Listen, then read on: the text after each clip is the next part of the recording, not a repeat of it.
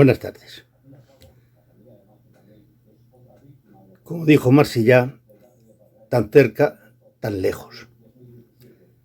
Querido Manolo, cuando fui invitado a participar en el seminario, acepté de inmediato por dos razones.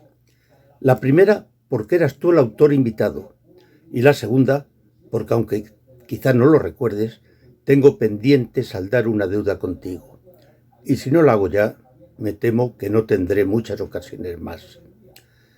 Se trataba, me dijeron, de hablar de tu teatro, pero eso me negué. Lo hice una vez hace ya 40 años y esa fue la causa de la deuda contraída. Nunca más. Además, para analizar tu obra, ahí están voces más autorizadas que la mía. De modo que propuse, como alternativa, celebrar un encuentro contigo para, cual dos viejos amigos que llevan siglos sin verse, recordar aquellos primeros tiempos de andadura teatral por caminos controlados por aviesos funcionarios, encargados de hacernos la vida imposible. Algunos tramos los hicimos pisándonos los talones, cuando no juntos. Así, ambos obtuvimos, en escaso intervalo de tiempo, el Premio Nacional de Teatro Universitario, tú con La Gaviota y el Mar, que rebautizaste con el título de Jacinta se marchó a la guerra, y yo con Colás Occidental. No mucho después, yo ganaría el Premio Sitges de Teatro con Moncho y Mimí, y tú con aquel fantástico El último gallinero que llevó a escena a aquel tipo extraordinario que fue Luis Iturri, el del bilbaíno Grupo Aquelarre. Gracias a la iniciativa de César Oliva, fuimos coautores, junto a otros 7 colegas, de una obra titulada El Fernando, en alusión al rey Fernando VII. De aquella insólita aventura, emprendida en tiempos en que no existía internet, las fotocopias estaban en mantillas y para hablar por teléfono había que hacerlo a través de operadora, en lo que nuestro nexo de unión era el texto mecanografiado enviado en un sobre con sello de correos, guardo muy buenos recuerdos. Uno, el de un comentario tuyo hecho en la rueda de prensa que tuvo lugar en tu feudo pacense cuando la obra fue representada allí. Restaste méritos a tu participación en el proyecto y me los adjudicaste a mí como responsable del mayor número de páginas aportadas. No tenías por qué hacer público ese detalle, pero lo hiciste y yo lo tomé como prueba de generosidad y honradez. En común teníamos algunas cosas más. No aprendimos a escribir en escuelas de teatro ni en talleres de escritura dramática, porque en aquellas épocas no existía la especialidad de dramaturgia y estos no se habían inventado. Tampoco fuimos alumnos de letras. Tú te hiciste economista y luego funcionario. Eras hombre de ciencias, pues a lo que estabas destinado desde que a la edad de 6 años aprendiste a hacer divisiones con decimales. Mi título fue el de perito agrícola y me gané la vida trabajando en una empresa de cosechadoras y diseñando sondeos para captación de aguas subterráneas.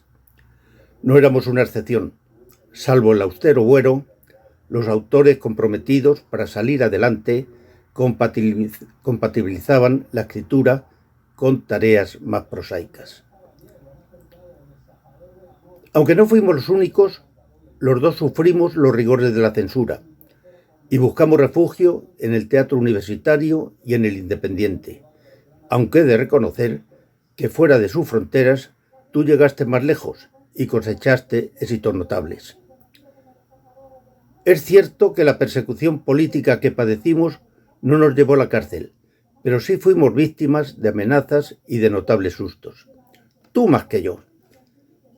Además de los incidentes que siguieron al estreno de Las Hermanas de Buffalo Bill, fuiste diana de grupos ultras.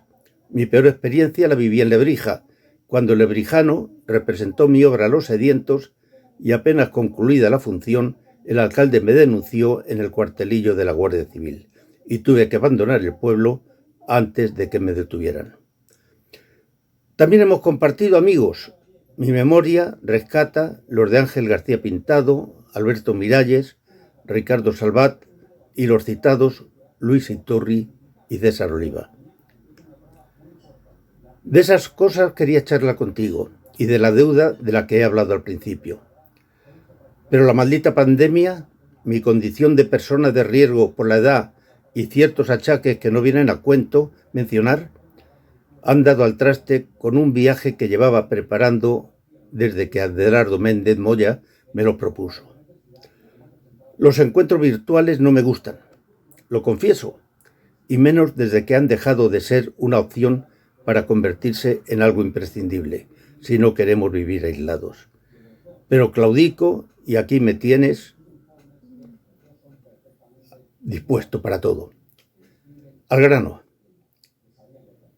En otoño de 1980, la revista Estreno, que entonces se hacía en la Universidad Norteamericana de Cincinnati, publicó Las Hermanas de Buffalo Bill.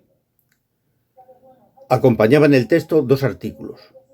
Uno tuyo, titulado Unas palabras del dramaturgo, seguido de otro firmado por mí, titulado Y unas palabras de un amigo. No mucho después de que viera la luz, supe, no recuerdo si por Miralles o por García Pintado, que mi escrito te había disgustado.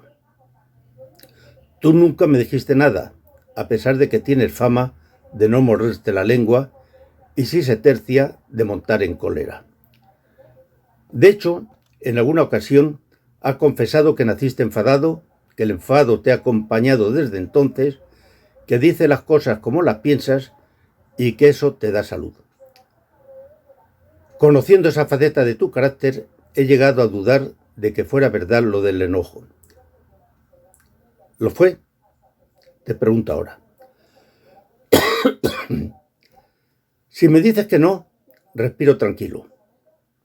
Pero si es cierto, te pido perdón y te explico por qué no fue ese mi ánimo. Por si fuera necesario refrescarte la memoria y para que el público presente sepa de qué va la cosa, me vas a permitir que lea de principio a fin aquel artículo. Reza así. No es fácil para un autor de teatro escribir sobre un compañero de profesión, y mucho menos hacerlo objetivamente sobre Martínez Mediero. Martínez Mediero y yo formamos parte de ese puñado de autores que allá por los años 65 iniciamos la nada fácil andadura por el incierto camino del teatro español. Quienes nos precedieron, los de la generación realista, no tuvieron excesiva fortuna en el mismo empeño, pero su ejemplo, con ser patente, no impidió que pusiéramos toda nuestra fe en la aventura. Digo esto para que se entienda que los lazos que nos unen son todos los fuertes que se puede suponer entre quienes han luchado y luchan en un medio adverso. Si el nuestro hubiera sido un camino de rosas, es posible que no tuviéramos en común más que la edad y el oficio de escribir. Así pues, el lector no hallará aquí el análisis crítico del texto que se publica. No sabría hacerlo. Sí voy, en cambio, a divagar sobre Martínez Mediero, su obra y la época que nos ha tocado vivir. La Guerra Civil Española trajo, entre otras desgracias, dos que afectaron de forma notable al teatro. Una que quebró de golpe la trayectoria de un numeroso grupo de dramaturgos que avanzaban con pulso firme hacia posiciones vanguardistas apoyados en la sólida base de varios siglos de buen teatro nacional. No es necesario que diga que siendo Valle Inclán el último eslabón de esa cadena dramática, las metas a alcanzar prometían ser altas. Pero de ese grupo de autores, alguno cayó víctima de balas asesinas. Hace falta recordar a Lorca, y los más, para evitar correr la misma suerte, hubieron de tomar el camino del exilio. La otra desgracia a la que me refiero es que, concluida la contienda, la libertad de expresión fue abolida, de modo que las nuevas generaciones no pudieron oír la voz de los exiliados, ni retomar la experiencia de los años que precedieron a tan desgraciado hecho. Así, mientras nacía un teatro de consumo a la medida del nuevo régimen, quienes aspiraban a algo más estaban poco menos que obligados a partir de cero.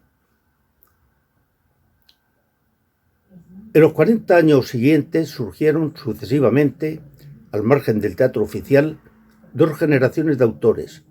La primera fue la realista, a cuyo frente estaban Buero, Vallejo y Sastre. La siguiente fue la nuestra. No hubo continuidad entre ambas. Los puntos comunes eran escasos. No es este el lugar para analizar las causas.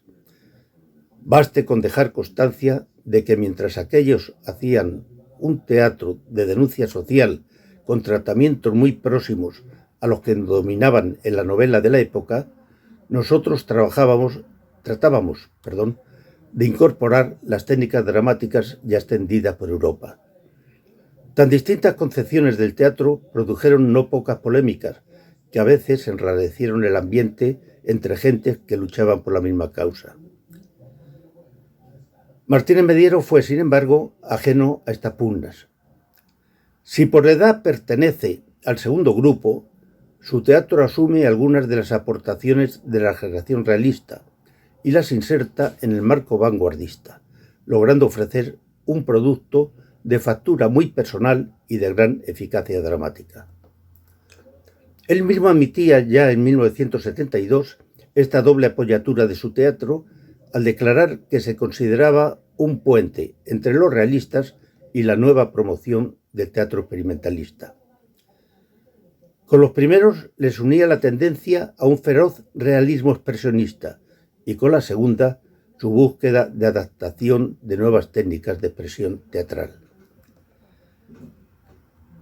Pienso que alcanzar esa difícil síntesis no le llevó mucho tiempo. Está en sus primeras obras. Está en realidad en su única obra. Esto que digo puede parecer una barbaridad y quizá lo sea, pero creo que Martínez Mediero ha escrito una sola obra a la que ha puesto muchos títulos. El primer acto es, generalmente, un grito desesperado en favor de la libertad del ser humano. En el segundo acto, ya alcanzada la ansiada libertad, se muestra el miedo de quien se sabe libre de la tutela del tirano y se siente incapaz de disfrutar serenamente de la nueva situación.